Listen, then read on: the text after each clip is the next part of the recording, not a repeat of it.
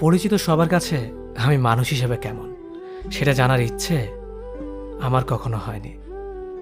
আমি যেদিন থেকে বুঝেছি একজন মানুষ অন্য মানুষকে তার মানসিকতা অনুযায়ী বিচার করে, ঠিক সেদিন থেকে ভিন্ন ভিন্ন মানুষের ভিন্ন ভিন্ন মানসিকতার কাছে নিজেকে কখনো প্রমাণ করতে চাইনি। আমি দোষ না করলেও যারা আমায় বারবার দোষী বানিয়ে আমার পিছনে হাজারটা মন্দ কথা বলেছে, আমি তাদের নিয়েও কখনো মাথা ঘামানোর প্রয়োজন মনে করিনি।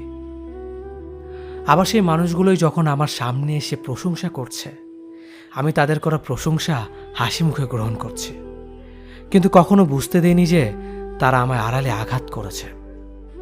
কারো কাছে আমি হতেই পারি মন্দ কিংবা ভালো, তবে আমি নিজের কাছে কেমন সেটা জানাটাই মুখ্য বিষয়।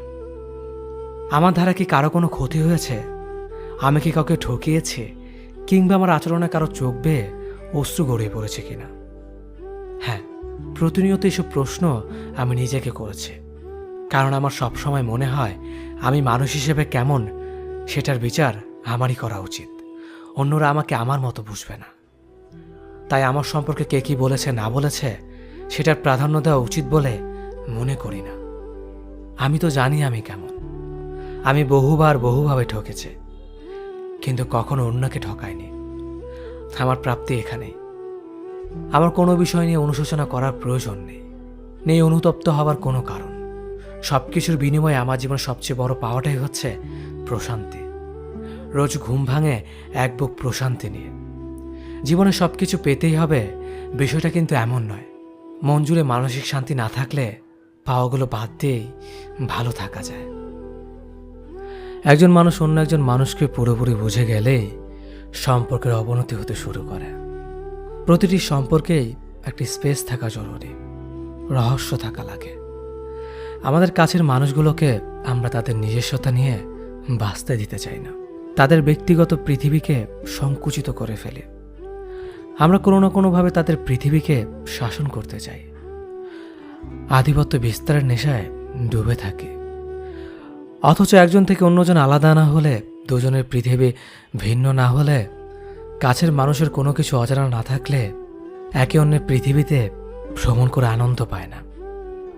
যখন মানুষের প্রতি মানুষের জানবার আগ্রহ নষ্ট হয়, তখন থেকে সম্পর্ক বিনাশের দিকে হাঁটতে শুরু করে।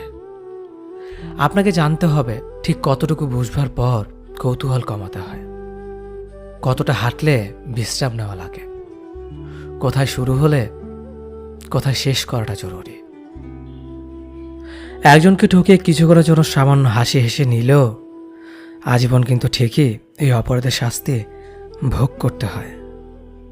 যে মানুষটাকে ঠকানো হয় বা যার বিশ্বাস ভেঙে দেওয়া হয়, তার আকাশে খানিকক্ষণ কিছুটা বেদনার মেঘ জমলেও বেলা শেষে কিন্তু তার আকাশে আবার রংধনু দেখা যায়। সময় যেমন সবসময় সবার জন্য ভালো চায় না, তেমনি জীবনেও কখনো সবার সবসময় একই রকম থাকে না। বাস্তবতা চাপে পড়ে হোক আর ভাগ্যের জোরেই হোক, সেই ঠকে যাওয়া মানুষগুলো কিন্তু ঠিকই একদিন নিজের জীবনে সত্যিকারের সুখ খুঁজে পায়। অন্যদিকে বিশ্বাস ভাঙা মানুষগুলো কখনো নিজেদের এই বিশ্বাসঘাতকতার কাহিনী ভুলতে পারে না। একদিন না একদিন ঠিকই তাদের এই অপরাধের আফসোস হতে শুরু করে, আর এই আফসোসটাই তাদের জীবন একদম শেষ করে দেয়। রুহুর হায়ের বদলতে তাদের আকাশের রংধনু তো দূরের কথা, কখনো সূর্যের খানিকটা আলো দেখা যায় না। অভিশাপ দিতে হয় না, দীর্ঘশ্বাস বলেও একটা কথা আছে। খোঁজ নিতে একটু দেরি হলে যে মানুষটা অভিমানে কান্না করত, সেই মানুষটা বদলে যায়। বছরের পর বছর খোঁজ না নিলেও আর কৈফিয়ত চায় না। আশার এই বৃষ্টির মতো অঝোর ধারায় কাঁদে না। অন্যের ছবিতে লাভ রিয়েক্ট দিলে যে মানুষটা তেলে বেগুনে জ্বলে উঠত, উল্টাপাল্টা বলে আইডি ডিএক্টিভ করে দিত, সেই মানুষটাও একদিন চুপ হয়ে যায়। চোখের সামনে একের পর এক অন্যের ছবিতে লাভ রিয়েক্ট দিতে দেখেও মানুষটার কিছুই বলে না, গাল ফুলিয়ে অভিমান করে না। নাম্বার বিজি বা ওয়েটিংয়ে দেখলে যে মানুষটার বুকের ভেতর খচত করে উঠত, হারানোর ভয়ে পুরো শরীরটা হিম হয়ে যেত, সেই মানুষটাও একদিন সব কিছু মেনে নিয়ে স্বাভাবিক হয়ে যায়। ভুল করেও সেই নাম্বারটা হয়তো আর কোনোদিন ডায়াল করে না। মেসেঞ্জারে রিপ্লাই দিতে বা সিন করতে সামান্য দেরি হলে যে মানুষটা হাজারো কৈফিয়ত চাইতো, বা চ্যাট লিস্টে কে কে আছে তার স্ক্রিনশট চাইতো, বা কার সাথে বিজি আছো জানতে চাইতো, সেই মানুষটা একদিন আর এসব তোয়াক্কা করে না। দিনরাত 24 ঘন্টা আইডি সবুজ বাতি জ্বলতে দেখলেও আর মেসেজের আশা করে না। নক করে কখনো জানতে চায় না সারাদিন এত কার সাথে বিজি থাকো। আসলে একটা সম্পর্ক শেষ হয়ে যাওয়ার মানে সমস্ত অধিকার শেষ হয়ে যাওয়া।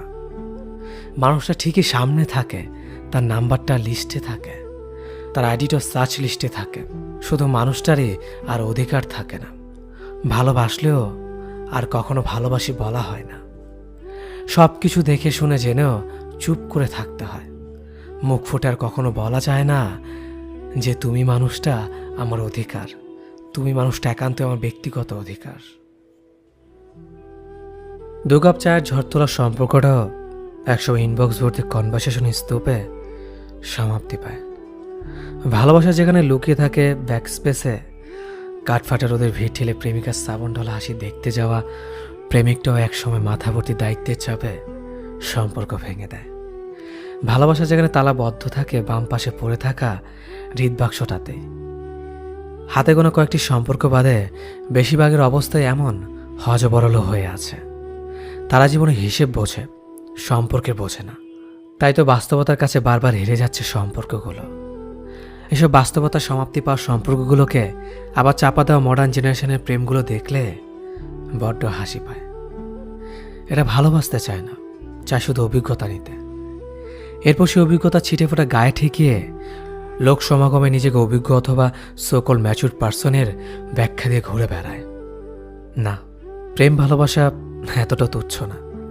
তুমি ভালোবাসার অর্থ না বুঝে সম্পর্কে জড়ানোর জন্য নিজেকে ভালোবাসার কাঙ্গাল দাবি করতেই পারো, কিন্তু দিন শেষে সম্পর্কটা, ওই যে বললাম ইনবক্স ভর্তি কনভারসেশন, ওতেই সমাপ্তি হবে। তুমি মগজভর্তি স্বপ্ন নিয়ে তাকে হুবহু বাস্তবতার সাথে মেলাতে আসলে সে ভালোবাসা ওই ব্যাক স্পেসেই মুছে যাবে।